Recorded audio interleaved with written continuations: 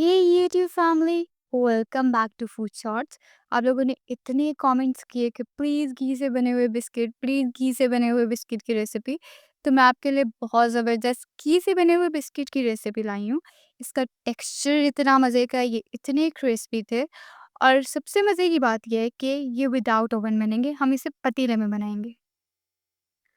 मैंने आधा कप घी लिया था और उसे मैंने मेल्ट कर लिया, और मेल्ट करने के पीछे वही वाली बात है, साइंस वही होती है कि इसके जो ग्रेन्स हैं वो ख़त्म हो जाएँ ताकि आपका बिस्किट जो है वो बहुत क्रीमी बने।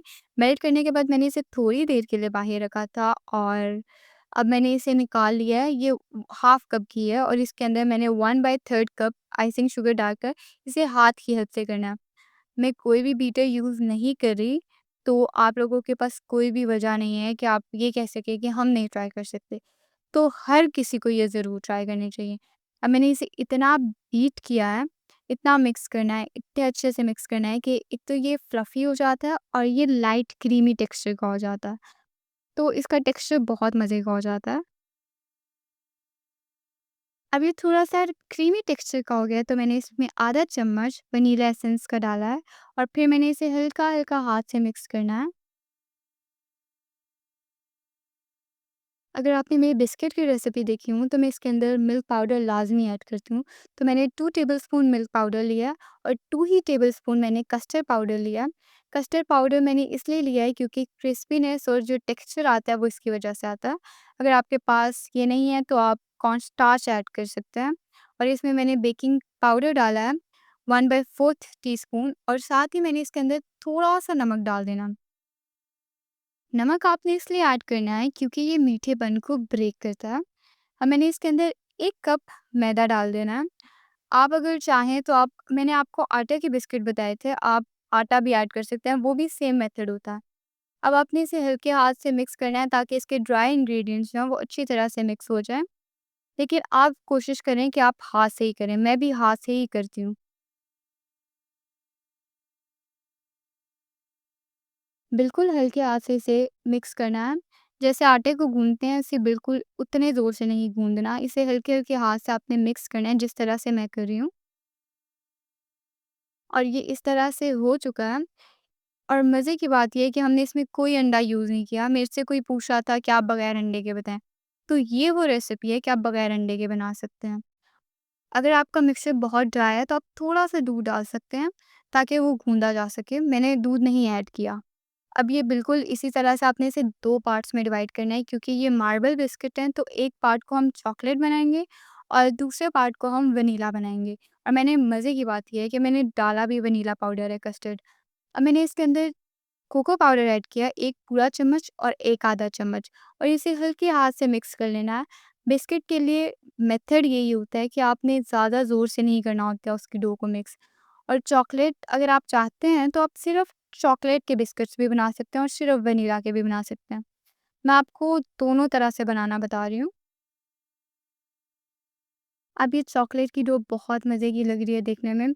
I am a chocolate lover, तो मुझे तो सिर्फ़ चॉकलेट के ही पसंद आते हैं।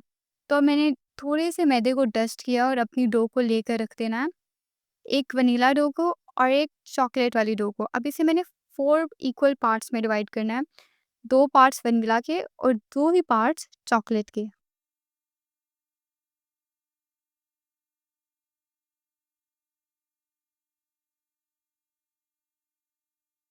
यहाँ से आपने वीडियो को गौर से देखना है क्योंकि ये वाला पार्ट बहुत ज़रूरी होने वाला है। अब मैंने एक पार्ट चॉकलेट का लिया, एक पार्ट वनीला का लेना है, और आपने वही स्टेप्स को फ़ॉलो करना है कि चॉकलेट के ऊपर वनीला की लेयर को लेकर इक्वल कर लेना है। फिर उसके ऊपर नेक्स्ट लेयर जो आएगी वो वनीला की आएगी, और फिर उससे नेक्स्ट लेयर जो है वो चॉकलेट की आएगी। इस तरह से करने के बाद आपने हल्के हाथ से इसे प्रेस करना है ताकि आपस में थोड़ा-सा जुड़ जाएँ, और आपने इक्वली पार्ट में कट कर लेना है। और दोनों लेयर्स को दोबारा ऊपर-नीचे रख कर इसी तरह से 3 लेयर्स बनानी है। ये देखने में लग रहा होगा कि ये बहुत मुश्किल है, बट जब आप करना शुरू करेंगे तो ये बहुत आसान है।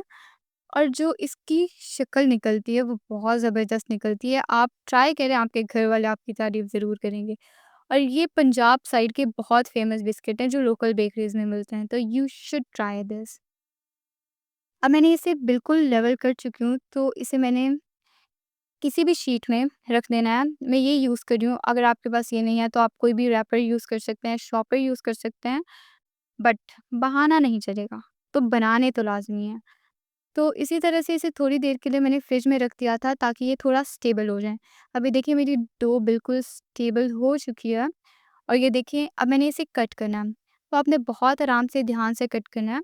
जिन लोगों ने कराची बिस्किट्स देखे हैं उन्हें पता होगा कि शुरू में थोड़े से क्रम्बल होते हैं ये, फिर उसके बाद बहुत मज़े से कटते हैं, बहुत सैटिस्फाइंग वीडियो लगती है। तो आपने बिल्कुल इसी तरह से इसे कट कर लेना है सारे डो को।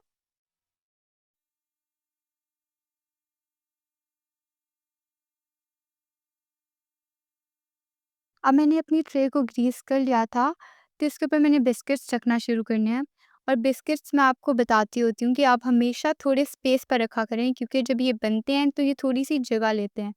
तो अगर आप इन्हें बिल्कुल जोड़ के रखेंगे, तो फिर ये आपस में चिपक जाएँगे और मज़े की बात ये है कि हमने 1 कप मैदे से इतने ज़्यादा बिस्किट्स बनाए हैं, तो ये तो ज़रूर ट्राई करने चाहिए। और मैंने अपने पतीले को प्री हीट कर लिया था, 20 से 25 मिनट में ये बिस्किट बनकर तैयार हो जाते हैं। तो आपने इसे रख देना है और थोड़ी देर बाद चेक करना है 20 से 25 मिनट के बाद और ये बहुत ज़बरदस्त बिस्किट तैयार है। इनका इनका कलर इतना अच्छा आया और ये खाने में इतने मज़े के हैं और आप इसे चाय टाइम पे ट्राई कर सकते हैं। तो this is a must try recipe. जल्दी से जाकर ट्राई करें और कमेंट्स में मुझे बताएँ कि आपके बिस्किट्स कैसे बने हैं। और मुझे किसी ने कराची चॉकलेट बिस्किट्स का भी कहा था, मैं वो भी ज़रूर ट्राई करूँगी। और आप लोगों की बहुत ज़्यादा रेसिपीज़ की फ़रमाइश आई है और बहुत मज़े-मज़े की रेसिपीज़ आने वाली हैं। तो जल्दी से जाके पहले सब्सक्राइब करें और बेल आइकन को प्रेस करें ताकि मेरी हर न्यू वीडियो आपके पास सबसे पहले आए। और कमेंट्स करना ना भूलिएगा और अपने फ्रेंड्स के साथ शेयर करना भी।